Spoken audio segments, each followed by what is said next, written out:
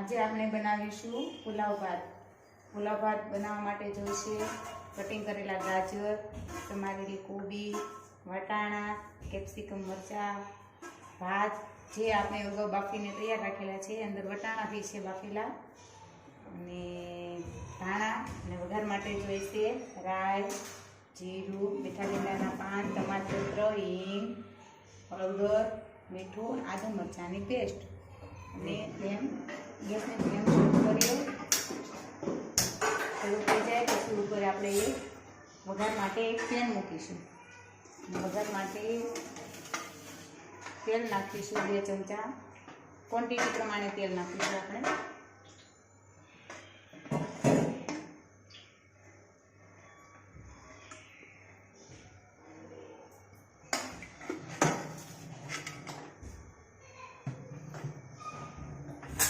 તેલ આવે ત્યાં સુધી રાહ જોવાની.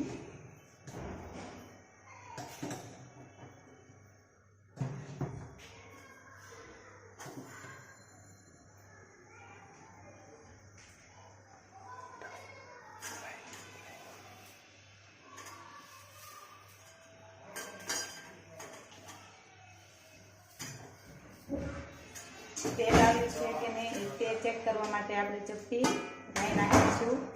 હજી આપણું તેલ નથી આવ્યું એનો મતલબ એમ કે નથી આવ્યું.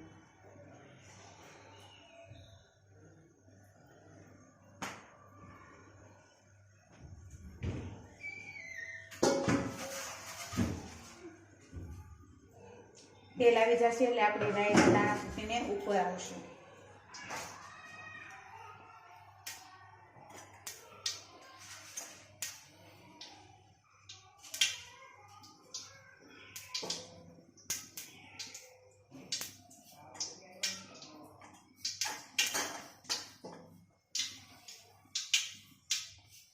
આપણે તેલ આવી ગયું છે લાગે છે, માટે આપણે પહેલા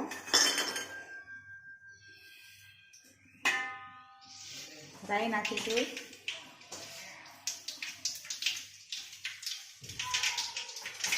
હવે એમાં જીરું નાખીશું,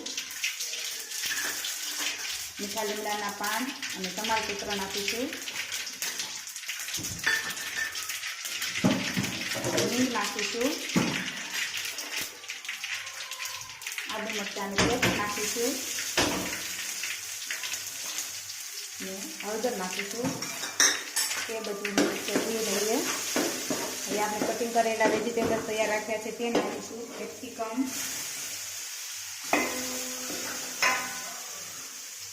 ગાજર,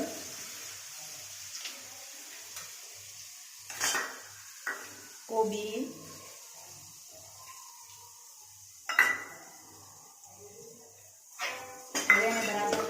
બધા વેજીટેબલ્સ શેડીને તૈયાર થઈ ગયા છે કે નહીં તે આપણે ચેક કરી લઈએ. બરાબર રીતે ચડી ગયા છે. હવે આપણે તેમાં એક લીંબુનો રસ ઉમેરીશું. હવે એને બધું સારી રીતે મિક્સ કરી લઈશું.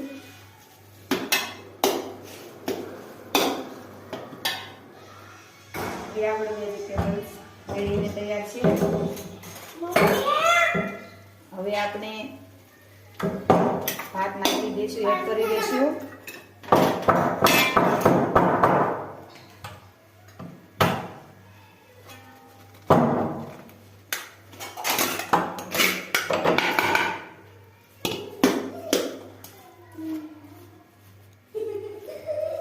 આ 10 જણા માટે બનાવેલા છે.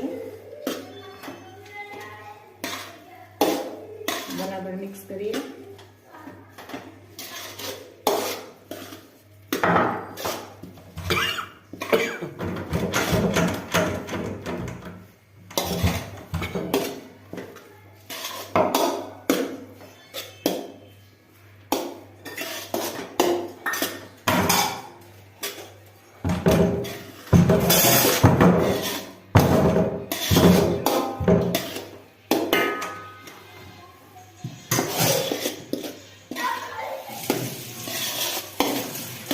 આપણા પુલાવ બનીને રેડી થઈ ગયા છે. તમે જોઈ શકો છો એકદમ ટેસ્ટી છે.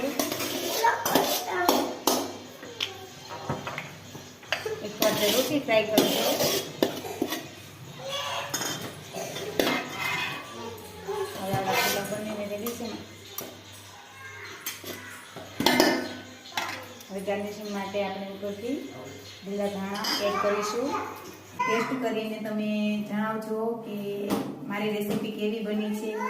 જો તમને સારી લાગી હોય તો લાઈક કરો, શેર કરો, સબસ્ક્રાઈબ કરો અને તમારા મિત્રોને શેર કરવાનું ભૂલશો નહીં.